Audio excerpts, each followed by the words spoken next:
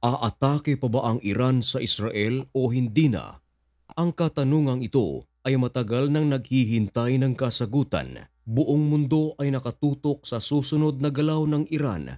Mga alyado ng magkabilang panig ay nakahanda. Mapaalyado man ng Iran o allied ng Israel. Maging si Prime Minister Benjamin Netanyahu ay meron na ring isinagawang pagpapahayag. Ayon sa kanya, "We are waiting for your attack." Maganda mang pakinggan na hindi umaatake ang Iran sa Israel. Magandang sinyalis ito dahil ang hindi pag-atake ng Iran, maraming mga buhay ang maisasalba nito at mga building na posibleng mga sira sa pamamagitan ng pag-atake ng Iran. Natural, gaganti rin ang Israel kung magkagayon. Kung magsisimula na ang dalawang ito, maraming possibility na merong mga casualties at malaki ang pagkasira ng mga naipundar na mga buildings ng magkabilang panig. Naaalala niyo ba noong napaslang ang leader ng Hamas na si Ismail Haniyeh mismo sa Tehran noong ito ay dumalo sa inauguration ng bagong presidente ng naturang bansa? Hindi ba't araw-araw ang Iran ay merong ginagawang pagbabala sa Israel at nangako ito na kanilang ipaghihiganti ang pagkamatay ni Ismail Haniyeh? Meron pang ang pagkakataon na tinipon na ng Iran ang kanyang mga proxies upang pagplanuhan ang pag-atake sa Israel. Pero hanggang ngayon ay wala pang pag-atake ang nangyayari. Pero nitong nagdaang araw, ibinalita ng The Washington Post na tila nagbago ang ihip ng hangin. Hindi mga Israelita ang nagsabi, hindi mga kanluraning bansa ang nagpahayag, kundi mismong Iranian military officials ang nagpahayag ng ganito.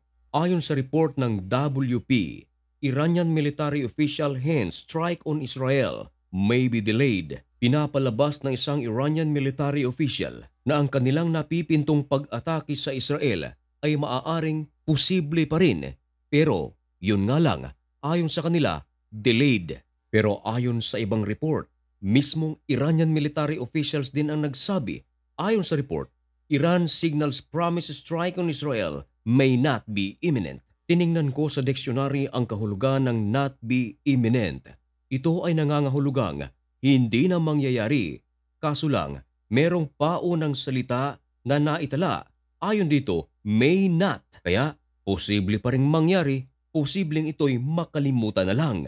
Maraming mga eksperto ang nagsasabi na kung talagang aatake ang Iran sa Israel, ay matagal na itong ginawa. Maraming mga tinitingnan na dahilan kung bakit hanggang ngayon ang Iran ay hindi pa umaatake sa Israel. Maraming mga nagsasabi na baka nag-aalangan din ang Iran sa pag-atake sa Israel sapagat ang Israel ay hindi rin basta-bastang bansa na magpapatalo lamang at imposible rin na hindi alam ng Iran na ang Israel ay merong mga secret nuclear weapons at alam ng Iran kung ano ang mangyayari kung gamitin ng Israel ang kanilang nuklear laban sa kanila.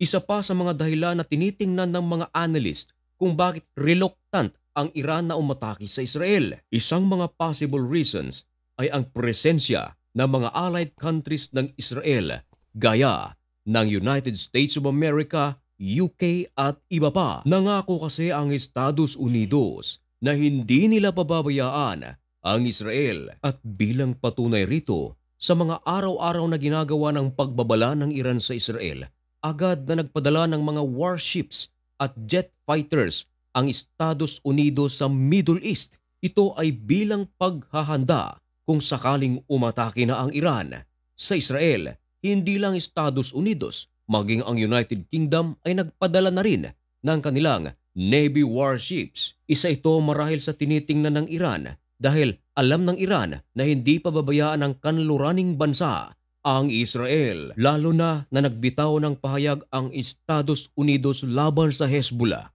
Tahasang nagbabala si Joe Biden sa Hezbollah na kung kanilang gagalawin ang Israel ay sila ang makakaharap nito. Marahil isa rin sa mga nakakapigil kay Ayatollah Khamenei na hindi atakihin ang Israel ay dahil sa bagong presidente nito na si Masoud Pezeshkian. Si Masoud Pezeshkian kasi ay may pagka-pro Western countries. At maliban pa riyan, ibinalita na rin na mismong presidente ng Iran hinimok ang kanyang supreme leader na huwag nang atakihin ng Israel. Na ipanalo ni Masoud Pezeshkian ang kanyang pagka-presidente ng Iran bilang reformist. Ang ibig sabihin nito ay gusto niyang magkaroon ng pagbabago sa Iran. At ang kanyang pagkapanalo ay sinyalis din na gusto rin ng taong bayan ng Iran na magkaroon ng pagbabago sa kanilang bansa. Gusto kasi ni Masoud Pezeshkian na makipagkaibigan sa mga Western countries upang maiahon ang Iran sa mga sanctions na ipinataw sa kanilang bansa. Kaya marahil isa ito sa mga nakakapigil kay Ayatollah na una na ring napahayag ng Hezbollah na alam nila ang plano ng Iran. Ayon sa kanila, ang Iran ay nagpaplano ng isang malakihang pag-atake sa Israel. Noong April ay umatake na ang Iran sa Israel gamit ang 350 missiles and rockets. Pero ayon sa Hezbollah, mas malaki pa rito ang gagawin ng Iran. Isa pa sa nagbibigay ng problema sa Iran ay ang mga Arab countries na pro-Western countries naman. Marahil isa ito sa mga iniisip ng Iran na kung sakaling umatake na sila sa Israel, ay tutulong naman ang mga Arab countries na pabagsakin ang mga atake ng Iran. Katunayan, noong April, kasama ng Estados Unidos at UK, ang Saudi Arabia, Jordan, Egypt na pabagsakin ang mga missiles at rockets ng Iran papasok ng Israel. Kaya isa ito sa malaking bangungot ng Iran. Pero kahapon lamang, Miyerkules, ay nagbago ang pahayag ng Iran na ibinalita ng The Washington Post. Ayon sa Iran, ang kanilang napipintong pag-atake sa Israel ay kinakailangang pag-aralan ng mabuti. Kinakailangan daw na hindi sila pwedeng maging dahilan sa pagkaudlot ng ceasefire na pinag-uusapan sa Doha, Qatar. Take note mga kaibigan, ayaw ng Iran na maging dahilan daw sila para hindi matuloy ang ceasefire agreement na binubuo ng United States of America, Egypt at Qatar at ng Israel. Kaya sa mga pahayag na ito ay ating maiintindihan talagang hindi aatake ang Iran sa Israel. Marami ang mga nagsasabi na baka natatakot lang ang Iran sa Israel. Pero ito ang aking masasabi. Anuman ang sabihin ng ibang mga eksperto at mga komenter, magandang bagay na yon na hindi aatake ang Iran sa Israel. Dahil kung magkagayon, marami na namang mga inosente ang madadamay at magiging tila wala ng katapusan ang gera sa rehiyong ito dahil dito ay magkakampi-kampihan na ang mga allied countries. At ito pa ang matindi mga kaibigan.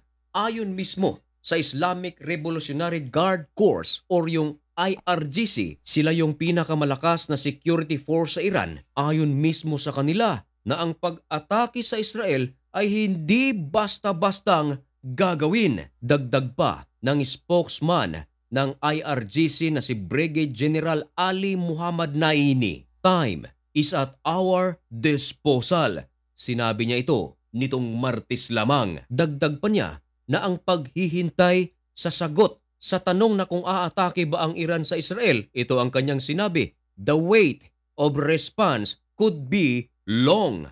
Kayo mga kaibigan, ano sa tingin ninyo? Aatake ba ang Iran sa Israel o tuluyan itong mananahimik? Ang mga pahayag ng kampo ng Iran, maging ang IRGC, ay nagpapahiwatig na ayaw din ng Iran ng wider war sa kanilang lugar. Lalo na gustong-gusto ng presidente ng Iran ngayon na maiahon ang Iran sa matinding mga sanctions ng iba't ibang mga bansa. At kung makikipaggera ang Iran sa Israel, paano pa sila makikipagkaibigan sa mga Western countries na halos lahat ng Western countries ay kaibigan ng Israel? At maliban pa riyan, kung sakaling makikipaggera ang Iran sa Israel, of course, merong mangyayaring pagkawasak sa magkabilang panig. Malaki ang epekto na maibibigay nito sa ekonomiya. Kaya ayon sa mga eksperto, sa mga pahayag ng Iranian officials at IRGC, ay tila inililibing na lang sa limot ang kanilang pangako na ipaghihiganti si Ismail Haniyeh.